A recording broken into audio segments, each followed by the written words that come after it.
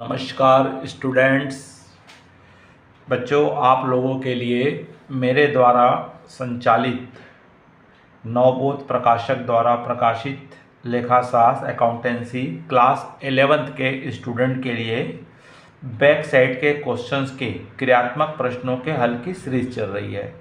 बच्चों, इसी क्रम में हम देखेंगे चैप्टर नंबर 10 मूल्यह्रास डेप्रिसिएशन। बच्चों, इसमें हम देखेंगे कि मूल्यह्रास क्या है, मूल्यह्रास की गणना किस प्रकार से की जाती है और मूल्यह्रास की जो हमारे अकाउंटिंग किया जाएगा किस प्रकार से किया जाएगा, इन सब के बारे में आज हम इस वीडियो में जानने का प्रयास करेंगे। बच्चों, अगर आप इस चैनल में नए हैं या पहली बार देख रहे हैं तो तत्काल इस चैनल को आप सब्सक्राइब कर दीजिए, आइकॉन बेल को पुश कर दीजिए, जिससे कि आपको आने वाले वीडियो की सभी सूचनाएं आपको मिल सके। बच्चों, मूल्यह्रास डेप्रिसिएशन क्या है? तो बच्चों, हमारे व्यापार में कई प्रकार की संपत्तियां हम उपयोग में लाते हैं, जिसमें हमारा भवन है, मशीन है, फर्नीचर है, प्लांट है, मोटर कार है। तो इन संपत्तियों का दिन प्रतिदिन लगातार कंटिन्यूस अगर हम उपयोग करते हैं तो उसके उपयोग करने से उसके मूल्य में धीरे धीरे धीरे क्या होने लगती है, कमी होने लगती है। तो उस कमी को ही यहाँ पे क्या कहा जाता है, मूल्यह्रास कहा जाता है, डेप्रिसिएशन कहा जाता है। तो बच्चों, ये डेप्रिसिएशन मूल्यह्रास होने के क्या कारण है, किन कारणों से एसेट्स में डेप्रिशिएटेड होता है या एसेट्स का मूल्य कम होता है? तो उसमें सबसे पहला कारण है निरंतर प्रयोग। अगर किसी भी संपत्ति को अगर हम लगातार कंटिन्यूस प्रयोग करेंगे तो स्वाभाविक है कि उसके मूल्य में धीरे धीरे कमी आ जाएगी और एक दिन के पश्चात हम उसको बेचने जाएंगे तो उसका वह मूल्य हमको नहीं मिल पाएगा जिस मूल्य पे हमने उसे क्रय किए थे। दूसरा महत्वपूर्ण कारण है अप्रचलन होने के कारण। होता क्या है, नए नए आविष्कार होते चले जाते हैं। जैसे कोई नया आविष्कार आता है, तुरंत हमारी जो पुरानी संपत्ति होती है या पुरानी टेक्नोलॉजी होती है वो क्या हो जाती है, खत्म हो जाती है या बंद हो जाती है।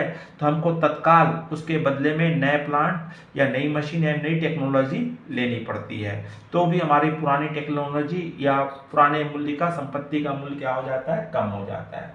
समय व्यतीत होने के कारण कई बार हमारा क्या होता है, कई ऐसी संपत्तियां होती है, जैसे हमारा इसमें मुख्य रूप से आ जाता है खदानें हैं, पेटेंट्स हैं। तो इसमें जनरली हम जैसा जैसा उसका उपयोग करते जाते हैं, खदान से अगर आप माइंस निकालते जाओगे तो एक समय के पश्चात माइंस क्या हो जाएगी, शून्य हो जाएगी। अगर कोयले का माइंस है या पत्थर का माइंस है तो जितना आप वहाँ से आउटपुट करोगे, निकालोगे, तो आपका एक समय के पश्चात क्या हो जाएगा, उसका वैल्यू शून्य हो जाएगा।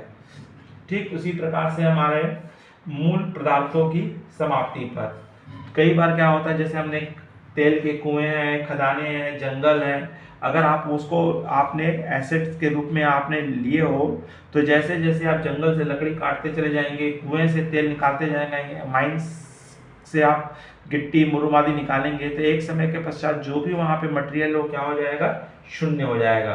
अर्थात उसका मूल्य क्या हो जाएगा, कम हो जाएगा या खत्म हो जाएगा।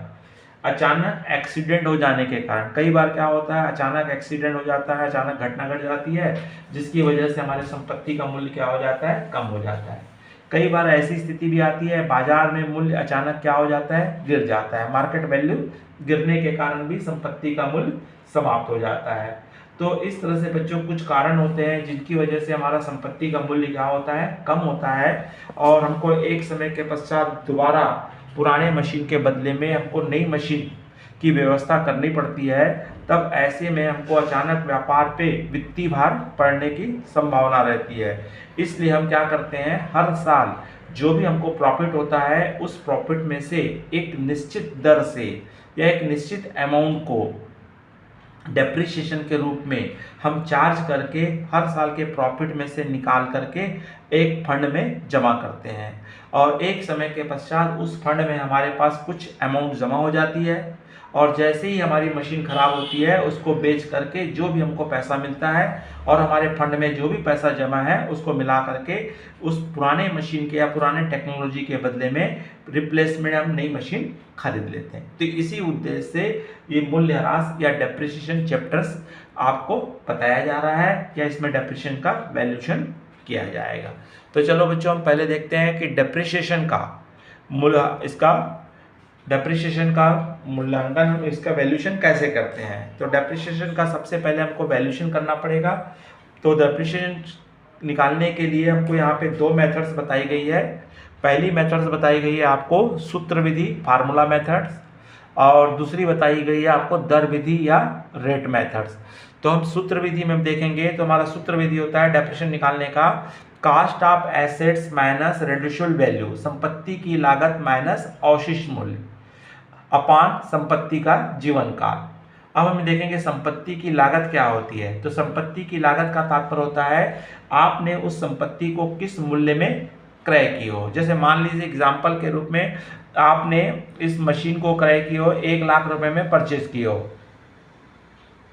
और ये मशीन आपने दिल्ली से खरीदे हो, तो दिल्ली से लेकर के आपको रायपुर तक लाने में आपको ट्रांसपोर्टिंग चार्ज लगेगा, जिसको हम कैरीज या कैरीज इनवर्ट कहते हैं। तो मान लीजिए ट्रांसपोर्टिंग चार्ज वाले ने हमसे 15,000 रुपये चार्ज लिया है, तो उसका लाने का ढुलाई प्लस हमारे साथ में उस मशीन के साथ में एक इंजीनियर और 2 मैकेनिकल्स आए थे और उन्होंने हमको मशीन को निर्धारित स्थान पर स्थापित करके दिए और रनिंग करके चालू करके दिए, और इस संबंध में उन्होंने हमसे फीस 10,000 रुपये लिए।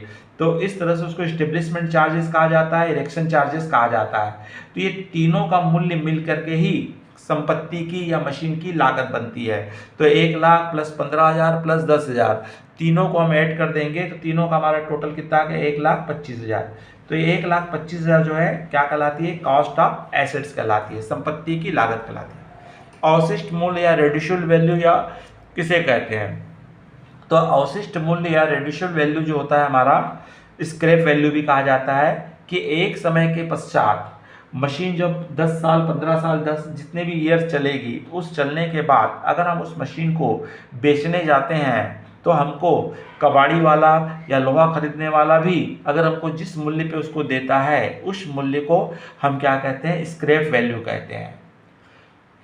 उसके बाद हमको बता रहा है संपत्ति का जीवन काल, क्योंकि प्रत्येक का एक लाइफ होती है, जीवन होती है। जैसे एक व्यक्ति है, मानव के जीवन भी एवरेज लाइफ क्या है, 60 साल है, 70 साल है। उसी प्रकार हर मशीन को बनाते समय उसकी लाइफ भी तय कर दी जाती है। तो जो हमारे साथ में जो इंजीनियर्स आया था उसने बताया था कि मशीन की लाइफ जो है 10 ईयर्स है। आपकी मशीन 10 साल सही सलामत चलेगी, उसके पश्चात संपत्ति की इस मशीन की कोई गारंटी नहीं है इसका कौन सा पार्ट खराब हो जाए।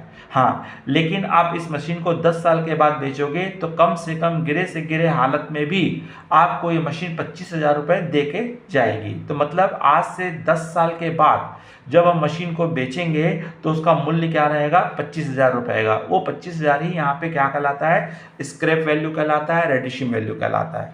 और इसमें हमको बताई गई मशीन की लाइफ कितनी बताई गई है, 10 साल बताई गई है। तो इस फार्मूला आप लगा दीजिए।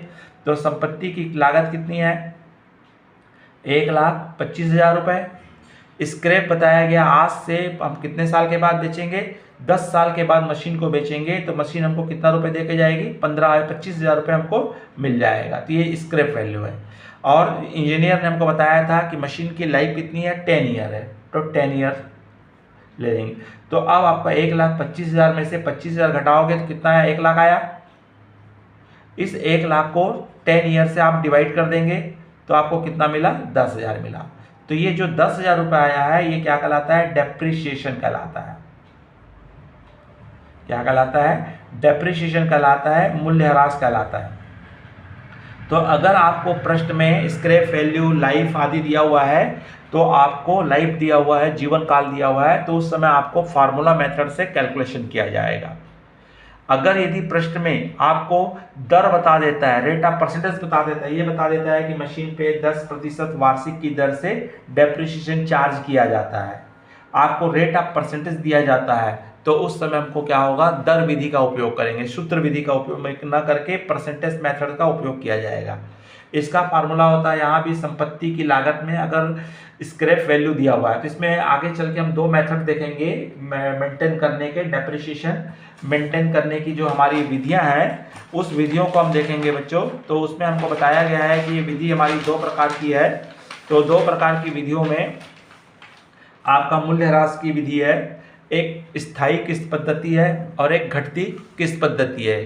जब हम मूल्यह्रास को ज्ञात करने के लिए जो अकाउंट्स बनाने के लिए मेथड्स यूज करेंगे तो उसमें दो मेथड यूज होगी, स्थायी किस्त पद्धति फिक्स्ड इंस्टॉलमेंट मेथड और घटती शेष पद्धति। तो जब स्थायी किस्त पद्धति होता है तो उस समय अगर पृष्ठ में स्क्रैप वैल्यू दिया हुआ है तो उस स्क्रैप वैल्यू को माइनस करके कॉस्ट निकाला जाता है।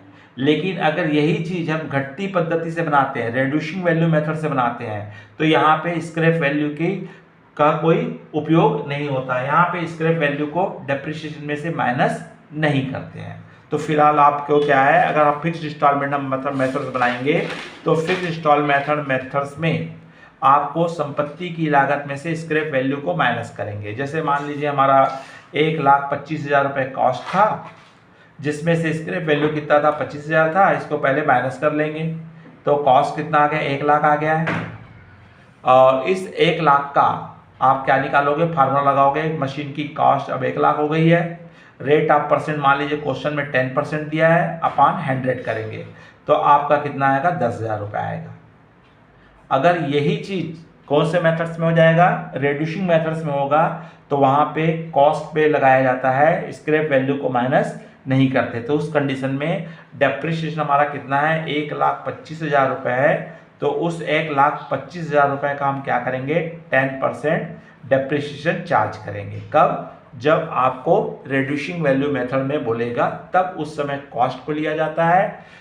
और इसके अगर आपको किसने बोला हुआ है, फिक्स्ड इंस्टॉलमेंट मेथड में बोला हुआ है, तो उस समय हमको रिड्यूसिंग वैल्यू या स्क्रैप वैल्यू अगर पृष्ठ में अवेलेबल है, दिया हुआ है, तो आप उसको माइनस करके ही डेप्रिसिएशन चार्ज करेंगे। तो ये तो बच्चों क्या था आपका कुछ डेप्रिसिएशन क्या है और डेप्रिसिएशन की गणना किस प्रकार से हम करते हैं सूत्र विधि से और दर विधि से, हमने इस वीडियो में हमने देखा है। चलिए बच्चों, अगर आपको समझ में आ गया होगा तो लाइक अवश्य कीजिए, अपने मित्र साथियों को अधिक से अधिक शेयर कीजिए और कमेंट्स बॉक्स में जाके आप अपनी राय अवश्य दीजिए। नमस्कार, जय हिंद, जय भारत।